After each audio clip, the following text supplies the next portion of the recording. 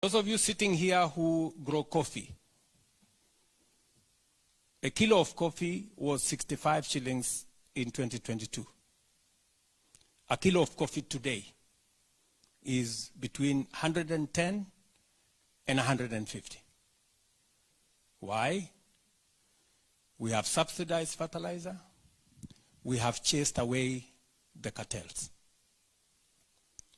The people who are registered as farmers, brokers,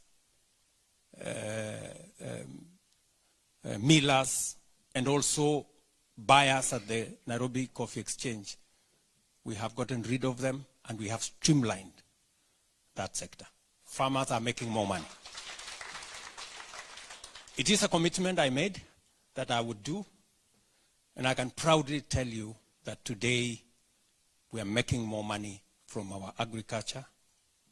I can confidently tell you today we have streamlined the sugar sector, which had big problems.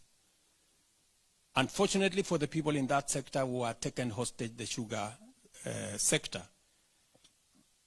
I had been Minister for Agriculture, so I knew where the problem was. So we've sorted it out, and in a space where sugarcane farmers, they were taking their produce, they wait for 6 months, maybe sometimes 1 year.